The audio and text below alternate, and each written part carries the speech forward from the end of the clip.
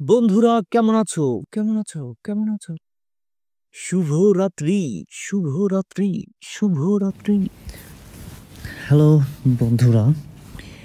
এখানে আ আমি এখন এই দৃশ্যটা আঁকবো, যেটা উপরে ছবি আকারে রেখেছি।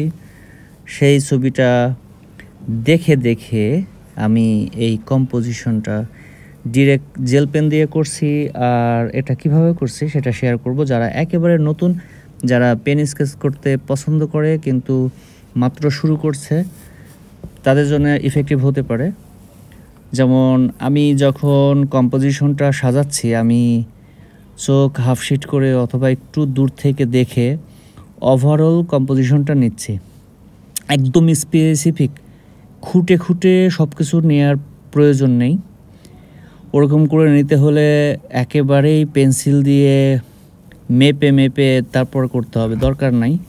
সবচেয়ে বেটার হচ্ছে একটু ফ্রিল্যান্স স্টাইল রাখা, যে আমি আমার মতো বুঝে একটা কম্পোজিশন মেজর যে সাবজেক্টগুলো দেখতে পাচ্ছি, যেমন এখানে তাল গাছ, তারপর হচ্ছে বড় দুইটা গাছ, এরপর ঘরের পিছনে কিছু গাছ।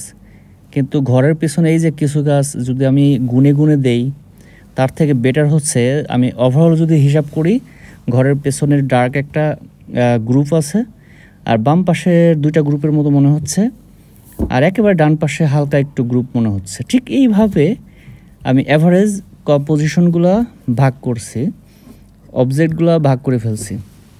যার কারণে আঁকতে গিয়ে আমি কিন্তু ওই যে মনোটোনাস একটা খড়ের পালার মতো দিয়েছি, যেটা কম্পোজিশনের জন্য দিলাম। তো এইরকম চিন্তা করে কিন্তু আমি ওটাকে সাপোর্ট রেখে হুবহু বলবো না, কিন্তু হুবহু অ্যাভারেজ টোনে আছে, যেটা দেখলে মনে হবে হ্যাঁ এটাই একা, কিন্তু খুঁটে দেখলে অনেক কিছু চেঞ্জ আছে। যেমন মাপঝোঁক যদি হিসাব করে তাল গাছে কত লম্বা কি না, খাটো কি না, এরকম অনেক কিছু চেঞ্জ আছে, যেটা আমার মতো করে আমি দিছি। শুধুমাত্র যদি আলো ছায়া যে ব্যাপারটা, এটা মাথায় রেখে নিজের মতো করে সাবজেক্টগুলো বসানো যায়, কম্পোজিশনগুলো করা যায়, তাহলে সেটা খুবই নিজের কাছে ভালো লাগে কাজ শেষে, যে না আমি আমার মতো একটা কম্পোজিশন সাজিয়ে ফেলেছি। আর সাপোর্টিভ থাকলে যেটা সুবিধা, যে কি অবজেক্টগুলো আছে এইটা কিন্তু খুব সহজে নেওয়া যায়।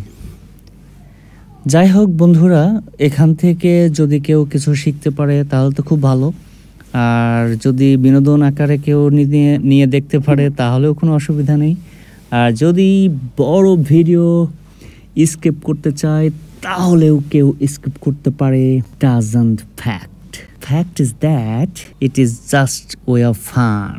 আর্ট হচ্ছে একটা মজার জিনিস, যে মজা করে আর্ট করে, কেউ দেখে এখান থেকে একটু শেখে, কারণ সেও মজা করবে বলে। তো এটা নিয়ে সিরিয়াস হওয়ার কিছু নেই। ধন্যবাদ সবাইকে।